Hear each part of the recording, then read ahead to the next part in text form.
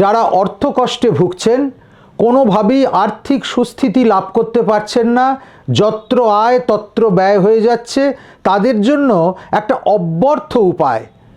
Immediate কোনো অশ্বত্থ গাছের নিচে বসে কিংবা অশ্বত্থ গাছের একটি ডাল ঘরে টবের মধ্যে পুঁতে তার নিচে বসে আপনি এই মন্ত্রটি 10,000 জপ করুন।